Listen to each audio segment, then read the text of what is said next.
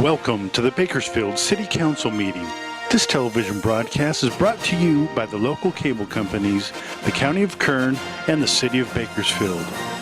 You can watch the rebroadcast of this meeting Saturday at 7 p.m., Sunday at 10 a.m., and the following Wednesday at 7 p.m. You can download the agenda for this meeting at www.bakersfieldcity.us. Presiding over this evening's meeting, the Honorable Karen Go.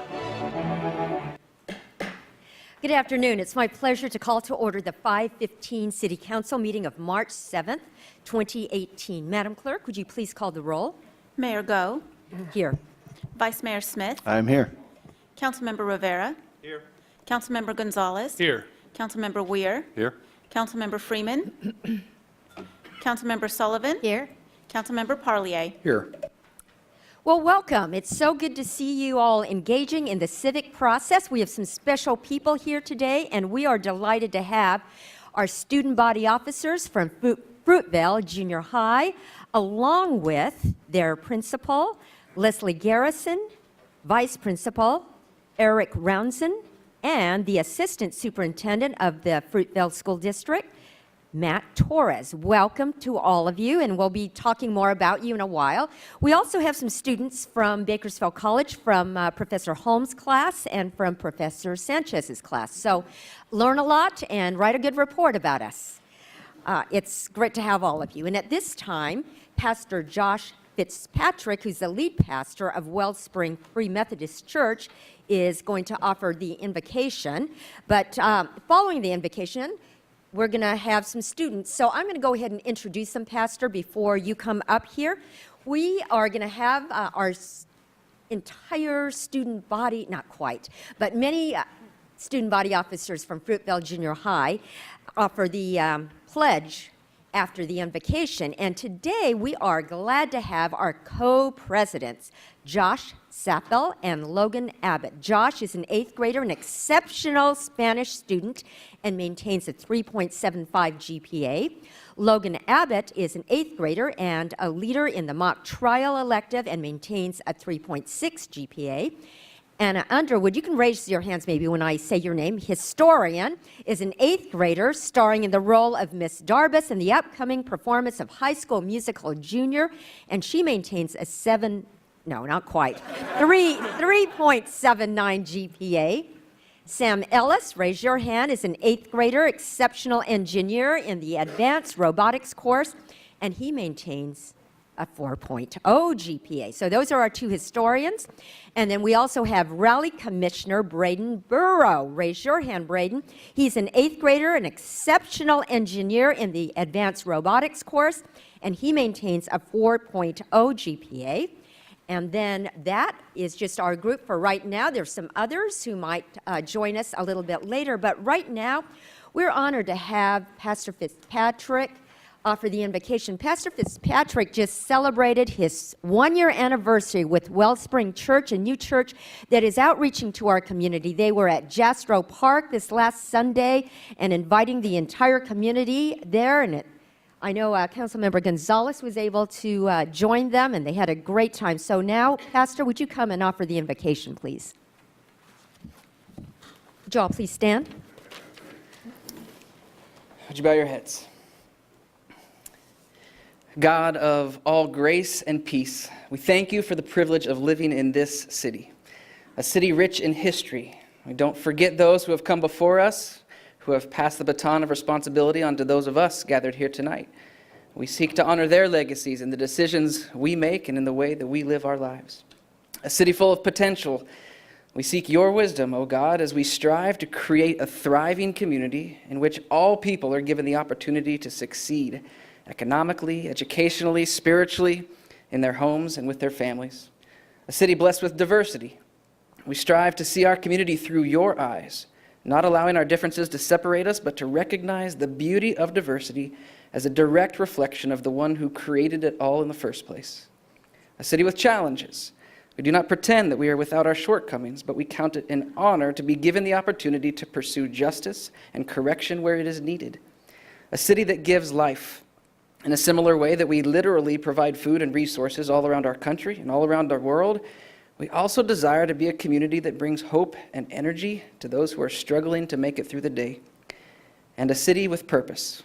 We are in Bakersfield on purpose. And we pray that you would continue to work in and through us, from our mayor to our city officials, to each and every resident who calls Bakersfield home. Give us the courage to seek your purpose for our lives and for this city as we work together to make each day better than the last. It's in the name of your Son, Jesus Christ, that we pray. Amen. Thank you, Pastor Fitzpatrick. And now our students will come forward and lead us in the pledge. And then following that, I'll be coming down and presenting a certificate to them. Salute, pledge.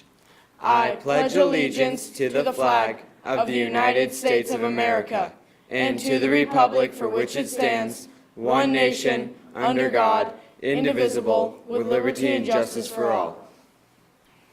Thank you. You may be seated. I'm going to come down and tell you a little bit more about these amazing students.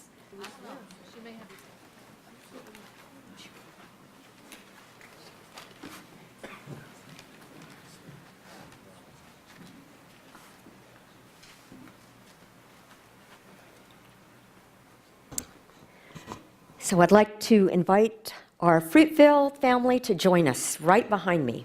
You know, I get to present a lot of awards and get to go to a lot of celebrations, but what you have achieved has made me so happy. I just am so delighted for the accomplishment of Fruitville Junior High. And they were recently recognized as a 2018 School to Watch, taking center stage. So under the leadership of Principal Leslie Garrison and Assistant Principal, let me see whether I can get this right. It was like Roundson, right? They received an award that was a very prestigious honor. And each year, the Schools to Watch program identifies middle schools that are academically excellent, developmentally responsive, socially equitable, and structured for success. So let me read you the words of State Superintendent Tom Torlakson. These middle schools teach deeply to standards, assess ongoing student progress, and use data to make decisions. They develop confident and capable adolescent citizens, differentiate instructions for all learners, and provide effective interventions to struggling students and English learners. So the sites that were selected to be schools to watch meet these very unique challenges of the student populations, and they share a strong ongoing record of student achievement. So just to give you an idea of how special this award is, Fruitville Junior High was one of only 22 schools in California to receive this year's honor. So out of 1,300 schools in California and 220,000 middle schools in the United States, Fruitville Junior High was selected to be a school to watch. And we know, yes, okay, go ahead, let's applaud them even right now. So we know that education is the gateway to the future. And so I am just so honored to be able to present this certificate of appreciation, this certificate of achievement to Fruitville Junior High. And I'm going to ask the two student body co-presidents, why don't you come forward here and stand next to me on either side. And I'm going to read this to you. So in recognition of receiving the Schools to Watch Taking Center Stage designation by the California Department of Education, and in recognition of offering an original and inventive educational curriculum which provides diverse courses to meet the needs of each student and promotes academic excellence, and in recognition of the leadership and the fortitude necessary to achieve these goals, it's my honor to present the Certificate of Achievement to Fruitville Junior High School. It's signed Karen Go, Mayor of the City Bakersfield, and dated on the 7th day of March. So Co-presidents, congratulations. Congratulations. And how do I hand this to two people at the same time? Congratulations. Let's step over here and take a photo, all of you together. Thank you so much to our wonderful superintendent, associate superintendent, and to our principal, assistant principal, vice principal. And I'm going to acknowledge some other very important people in just a minute. So let's do this together. Okay. Where's the, do you want to come up here? How are we going to do this? Like, right there. You guys are perfect. There you are. 3, 1, 2, 3. And one more. That's it. Congratulations. Let's give them a round of applause. Thank you so much. And I know this is not going to happen without some other very important people. So parents, would you all stand, please? Parents, come on. And how about husband of the principal?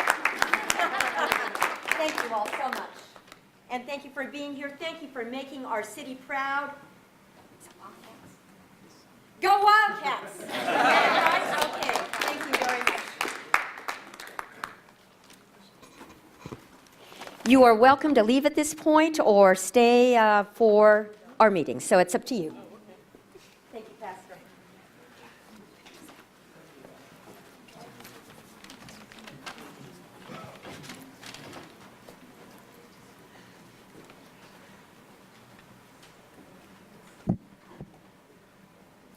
So Wildcats, you will be on television, so you can replay this over and over again.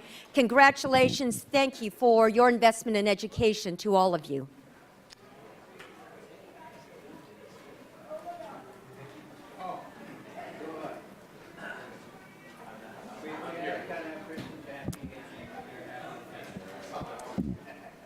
So here are a few guidelines to help our meeting run smoothly. We request that you turn off all of your phones.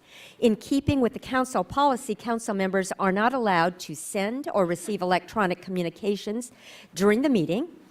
Please be courteous in the use of cameras and videos. Applause is allowed during the presentations portion of the meeting, but it's not allowed during the rest of the meeting. For safety reasons and as a courtesy to others, no signs are allowed in the council chambers, and we thank you for your cooperation. Madam Clerk, would you please read the first item? Public statements. Thank you. At this time, we'll receive public statements. All statements are given a 3-minute time limit, 15 minutes per topic. If you have written comments that are longer than your verbal statements, would you please give those to the clerk, and she'll give copies to the council. Please avoid any behavior that would disrupt the meeting. We're very interested and concerned with your issues. However, due to the public notice requirement of the Brown Act, the council can't take action when an item isn't on the agenda. The council can, however, refer your matter to committee or request that staff contact you. If you're here to speak on hearing item 10, now isn't the time to speak. You'll be given an opportunity later when that item is called. So, Madam Clerk, next, would you please call the first public speaker?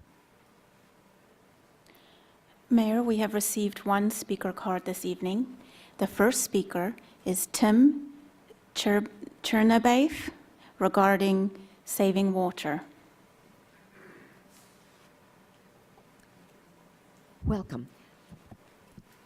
I think you're here to speak also. Would you go ahead and fill out a card, and those are in the back, and if there's anybody else that's here to speak, fill out the card and then bring that up to our city clerk here.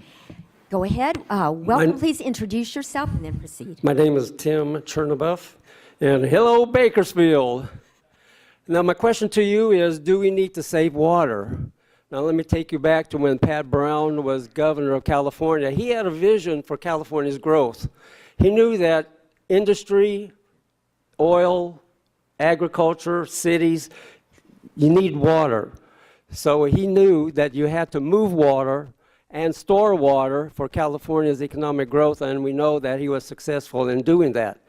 Governor Arnold Schwarzenegger, he wanted to build a canal and lakes and reservoirs, but there was no event. There was no agenda for him to put together to send to committee to find any solutions because California was green. California was full of water from the north all the way to the south.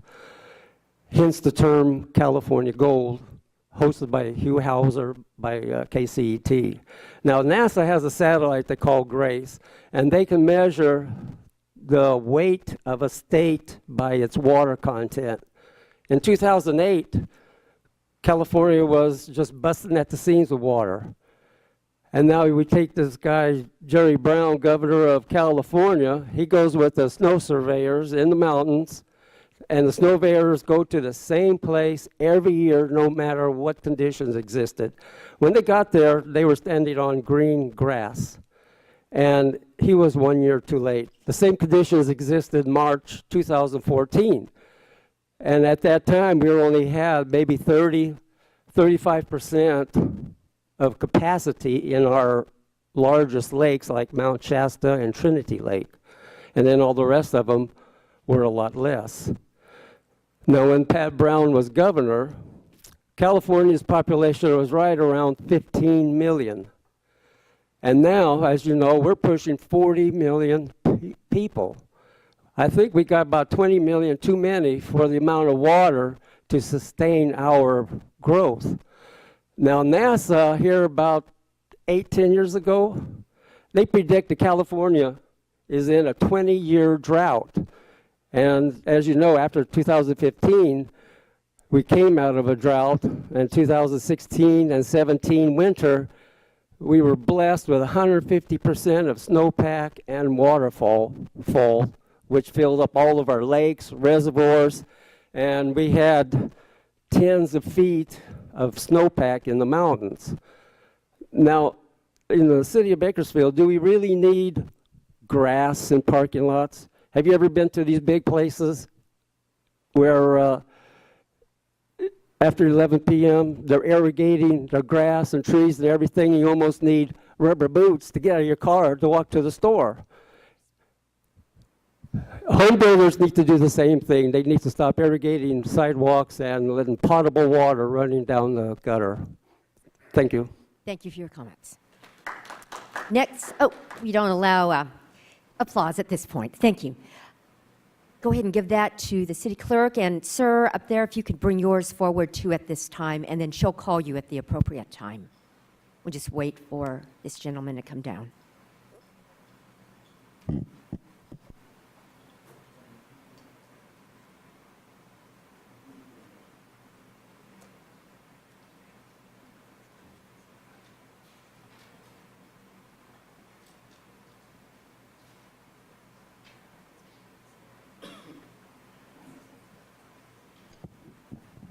Go ahead and call the next public speaker, please. Janae Benton.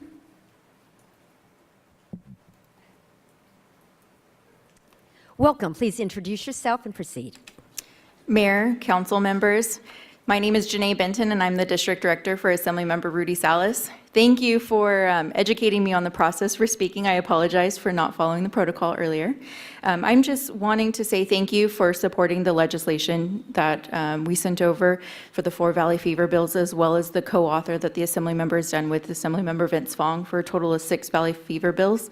Thank you to the city clerk for making a quick response and getting it on the agenda quickly. Again, just wanted to express my thanks on behalf of the Assembly member for hearing his legislative package today. Thank you. Thank you very much, Ms. Benton. Madam Clerk, next speaker, please. Robert Purdy regarding Valley Fever.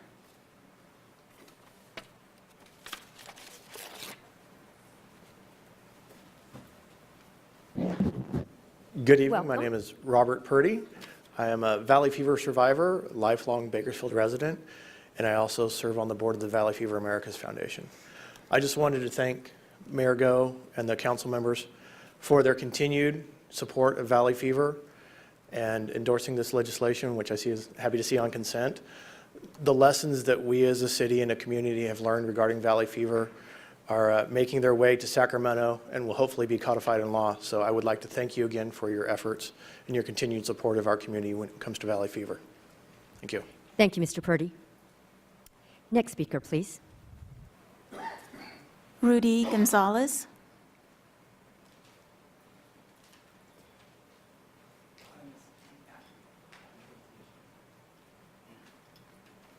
Welcome. Please introduce yourself. Well, I'd like to thank you and say welcome, Mrs. Go. It's a privilege to meet you finally for the first time in person. I'm a very, very big fan of your mentorship program. As a former counselor, my name is Rudy Gonzalez, former counselor, community service organization, former director, Ebony Counseling, bilingual specialist, domestic violence. Thank you very much. As you may or may not know, our veterans procure every square inch of our turf, every financial interest we have. They patrol our seas, air, and our land, domestic and throughout this whole great world. Currently, our country is in a blessed position. We have procured wonderful revenue as we have brought a lot of our funding back. A lot of our interest, as you may or may not know, needs to be defended. District Attorney Lisa Green, wonderful, wonderful teacher of mine, wonderful friend of mine, wonderful colleague, asked for an allotment, and she was awarded a $10 million assessment. At that time, we were very, very spread thin. There was a lot of things going on throughout, and our homeland finances at the time was not what they are right now, as indicated by the Dow Jones, S&P, the Validity Index report, and such. Our 2.5 earnings, or after the deduction, of $861,000 for our veterans returning home. It's a wonderful, wonderful allotment. However, having said that, if you consider the cost of things that begin the 1942 Pearl Harbor bombing was very, very costly, as was our September 11th.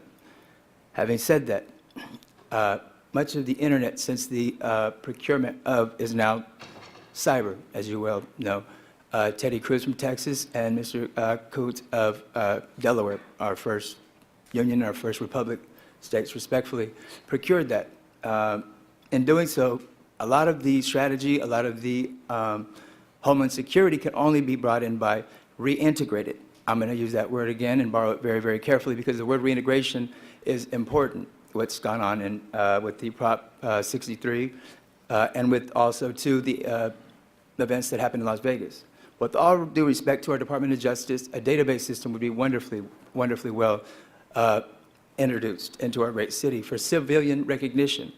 I would have been able to speak at this meeting had I not had a misrepresentation of conflict of, I guess, interest. Definitely.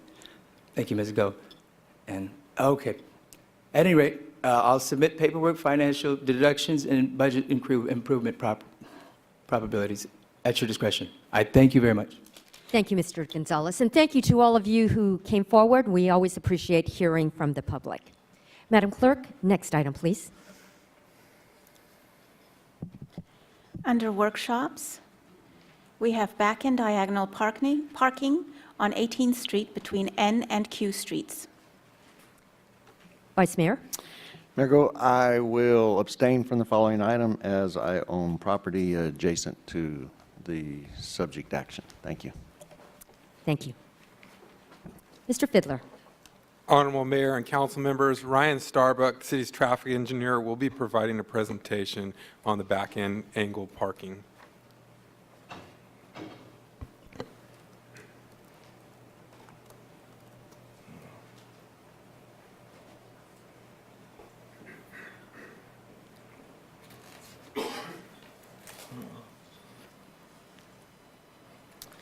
All right. Good evening, Mayor Go and City Council members.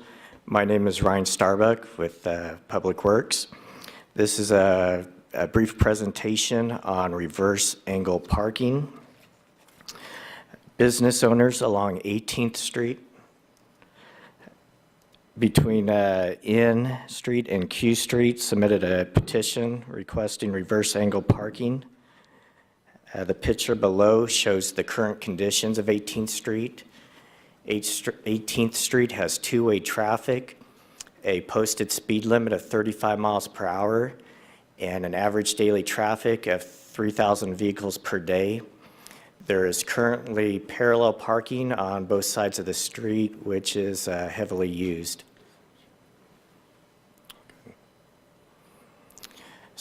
Standard practice for the city of Bakersfield is to install head-in angled parking. As you can see, this photo is of 19th Street, typical for many of the streets in the downtown area, where the vehicles can park diagonal, where they go nose first into the curb. The angled parking is installed on a case-by-case basis. It's installed on low-volume roads with speed limits maximum usually at 25 miles per hour. This is because vehicles have to back out into the travel lane to exit the parking stall. The city has never installed reversed angled parking before. So what is reverse angled parking? It's also known as back-in angled parking, also called back-in diagonal parking. The picture below shows how the vehicles back into the space, wheel up to the curb. The diagram to the right shows the basic steps. Step 1 is to signal to indicate the upcoming movement. Step 2 is to pull past the parking stall and stop. And 3 is reverse into the parking stall at a 45-degree angle. A lot of the cities say it's as easy as 1, 2, 3, being the signal, stop, and reverse. The benefits of reverse angle parking is, as you can see on the diagram below, is improved driver visibility.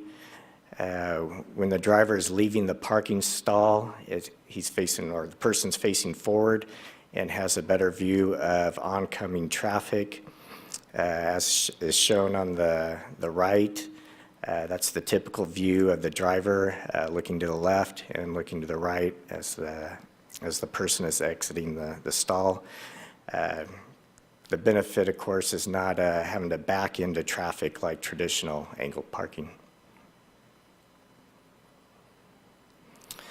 Benefits of reverse angle parking also is, as the picture below, it's easier loading and unloading. The vehicle trunk is safer and more conveniently accessed from the sidewalk area.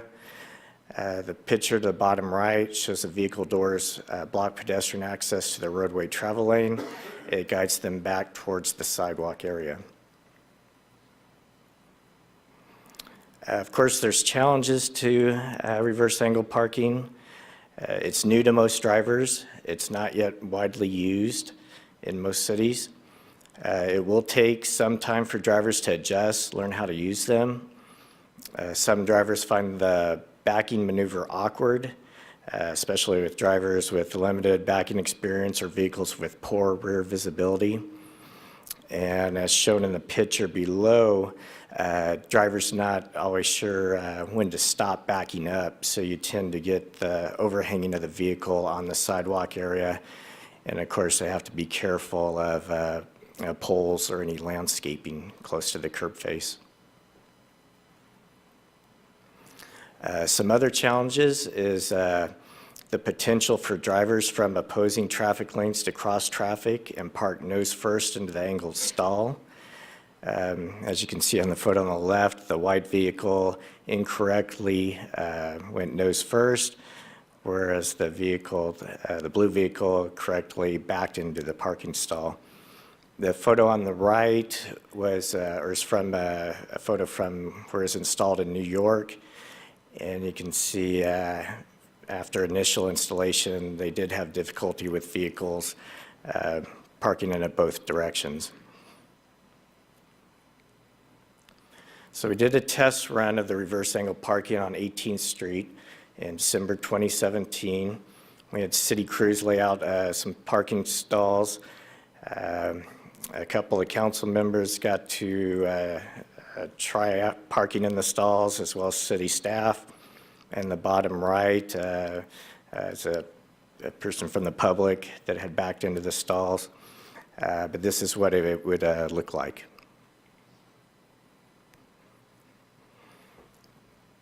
So this diagram showing the potential layout of 18th Street. Along the south side of 18th Street, it's hard to see, but in green lines are the pavement markings, defining the parking stalls, headed from, for the eastbound direction, from N Street to O Street. It can currently accommodate 7 parallel parking spaces. The angled parking would increase that to 9 spaces, so again, 2 spaces. Between O and Q Street, there are currently, could currently accommodate 19 parallel parking spaces. The angled parking would increase that to 26 spaces, so a net increase of 7 spaces. The work that would need to be done is, of course, the pavement markings, the signage that's typical used for back and angled parking, and the centerline striping would need to be ground out and shifted to the north 4 feet. So implementation and public education, signage at the location, those are the typical signs that are used to help drivers. Use of media prior to the implementation, we would put out a press release and try to inform as much as the public as we can about the changes. We do show, there's a YouTube picture there. There are a lot of information or demonstrations on how the parking spaces are used. And would also be, of course, need police enforcement to issue citations or warnings to make sure the public is using the spaces correctly. In summary, if council approved, the city will perform the public outreach education prior to installation of the parking spaces. The angled parking would provide 9 additional parking spaces, and Public Works will install the signage and markings to indicate the reverse angled parking only area. And this last photo is an installation that was done at Oceanside, California, which shows the typical signage and the diagonal stall markings on the pavement. And with that, I'd be happy to answer any questions. Thank you, Mr. Starbuck. Councilmember Gonzalez. Thank you, Mayor Go.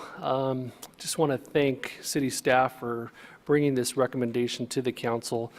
Since the first day I started as the councilman representing the downtown area, one of the top requests has been for additional parking in certain blocks of downtown. Not all over downtown, but certainly certain pockets of the downtown area require additional parking. And you know, it's estimated that to build a parking structure costs upwards to $30,000 to $35,000 per parking spot. So adding 9 additional spots in this particular part of downtown on 18th Street is significant. And I really commend all of city staff and the city manager's office, traffic, Public Works for working so hard to come up with this solution and exploring this option for downtown. Yes, it's new and it's going to be foreign for many people, but I think over time people will get used to it. Perhaps it can be a remedy for certain blocks in the downtown area. So again, thank you, and I move to adopt the staff's recommendation. You have a motion? Please catch your, oh, I'm sorry. Councilmember Sullivan. Thank you, Mayor. Ryan, is it the same amount of extra parking places with the normal going in forward? Correct. It would be the same whether it was the nose-in diagonal parking or the reverse angled parking. Mm-hmm. So is this getting to be more and more popular? I've never seen this before. I know I am a terrible backer. I can't see the I can't see the benefit of going in backwards when, you know, if we're trying to save spots. Just the normal heading in forward seems to be the same benefit. Yeah, it is not widely used yet. City of Austin probably has the most spaces. There are about 200 spaces that they've installed. There's mixed response from the public in different cities. Some find it more challenging having to do that back-end maneuver. It's similar, though, to parallel parking, where you have to stop and back in as well. Like I said, there's some safety benefits with it, but of course there is the trade-off too of the public getting used to it. So how many are there in California? Do you know? I do not. We would be one of the few, perhaps? Yeah, I'd say most of I know San Francisco is one of the areas, and I might even have it on my list here. Honorable Mayor, Councilmember Sullivan, there are multiple cities that have installed this throughout California, Sacramento, Chico. I've been through Bridgeport on 395 where Caltrans did an installation of this similar type of reverse angle parking. Right. And then I believe Ryan mentioned San Francisco. Yeah, Pasadena is another one, National City. There's getting to be more and more that are trying it. So is the issue tonight exploring this idea, or is it voting to move forward to accomplish this type of parking? The recommendation is to further pursue this and do an actual installation on 18th Street between Q and N Street.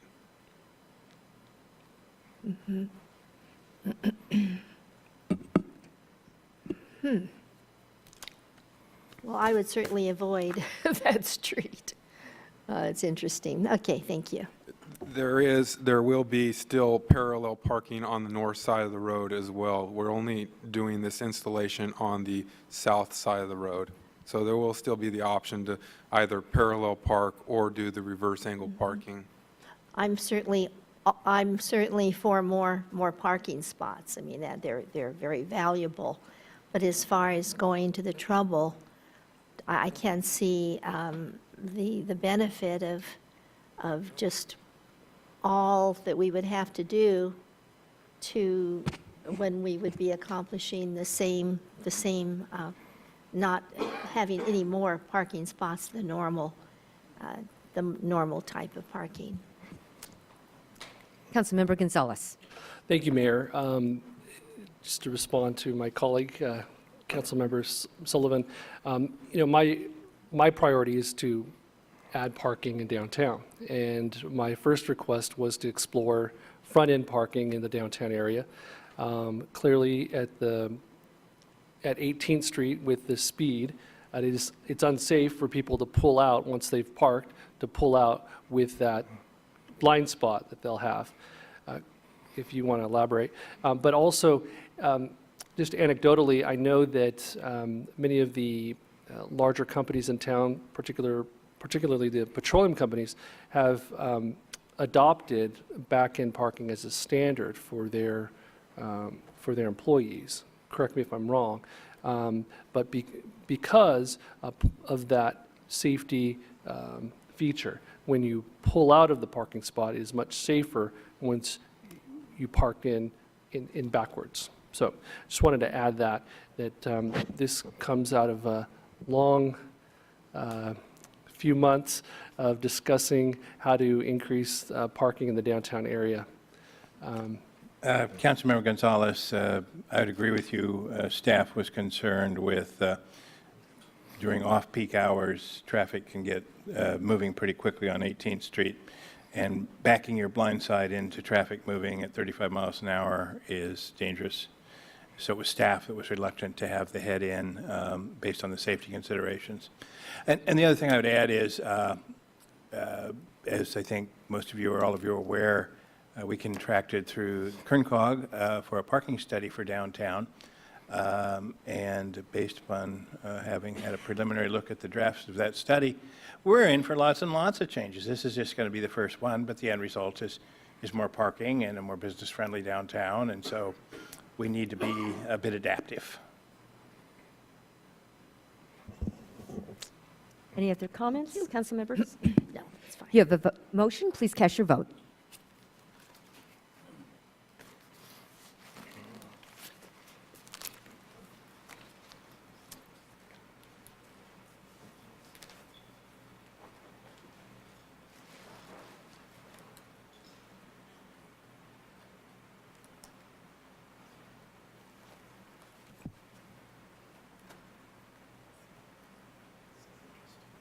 Motion is approved with Councilmember Smith abstaining and Councilmember Sullivan also abstaining. Thank you. Councilmember Smith, Vice Mayor. Madam Clerk, next item, please. Consent calendar items 8A through 8AA for approval. Vice Mayor. Thank you, Mayor. None of the other council members have requested to remove any items, so I will make a motion to approve consent calendar items 8A through 8AA. You have a motion. Please cast your votes.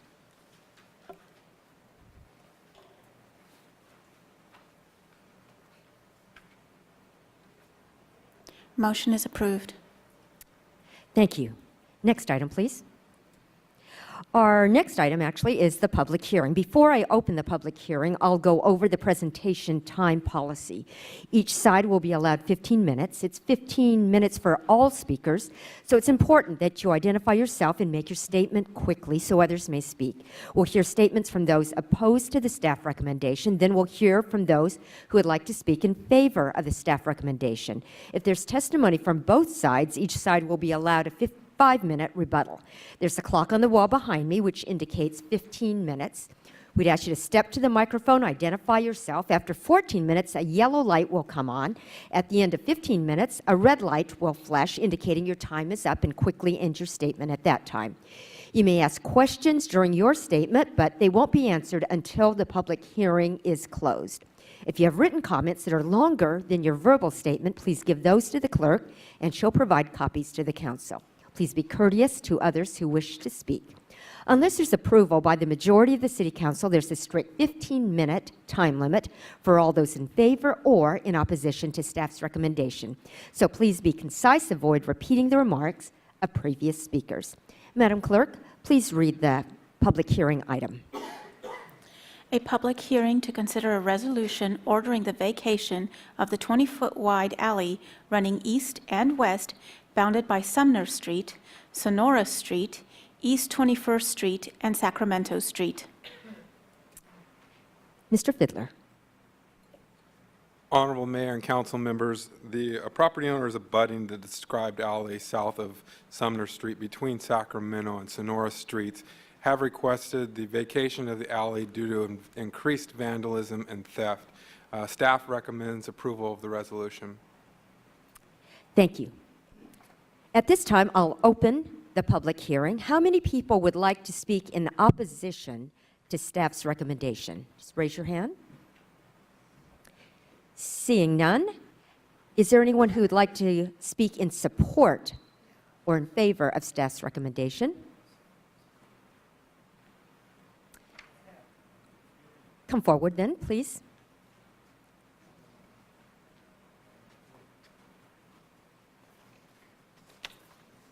Good evening, Mayor and members of the council. I'm Dennis Fox. And I was wondering if you could, Sumner Street could have a plaque or something on it over there. When you get to be my age, this stuff is not historical. It's current events. And the current event there was that was the first interstate asphalt paved road in the world. And I was just wondering if it would be appropriate to have a little signage and a little plaque. We're kind of short on those in our historical stuff around here. And just turn this over to the historical the committee that you have. See if it's worth something. Maybe, maybe not. Thank you.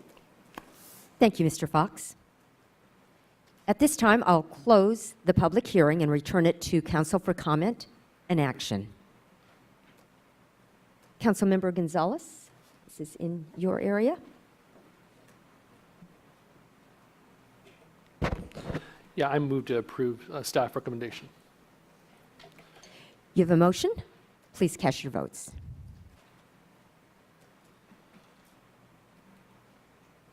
Motion is approved. Thank you. Next item, please. Council and mayor statements. Councilmember Rivera. Thank you, Mayor. Real quick, there's a bill, Assembly Bill 2016 by Assemblymember Fong related to PAGA, or the Private Attorneys General Act, which I don't know if folks up here have had any experience with, but it can actually be a real nightmare for a lot of businesses up and down the state. So I'm hoping, I think it's getting ready to go to a committee, so I don't know that the timing works to maybe get a council resolution similar to what we did for other legislation, but I'm hoping the mayor might indulge the council and write a letter on our behalf in support of that particular bill. Thanks so much.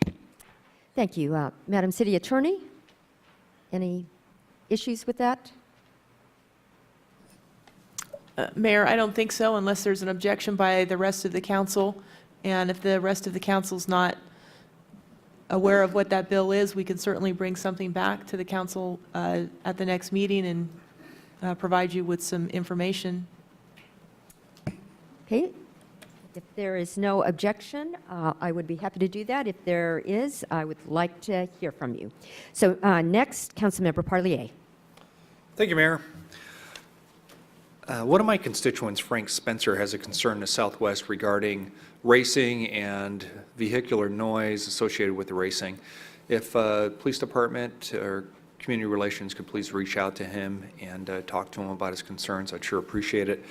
And Nick, on the east side of the 99, it'd be west of Weibel, in between Wilson and Ming, where the trip and the pump station is going in, the tumbleweeds have really piled up against that fence. And if you're on the 99, some of the businesses up there, you can't see them at all, even with signage, because of the tumbleweeds. I don't know if there's a way to get those mitigated or not, but if you could check with Trip or Caltrans, I'd appreciate it. Thanks. Thank you. I don't see any other council members who would like to speak. I know we have a lady here on the left. It's past our public comment time, so if at the end, if staff could just follow up with her and connect there, and if you'd like to speak at our next meeting, you're welcome to do so. Thank you all again for being here and participating in the civic process. And since there is nothing further, we stand adjourned at 6:03.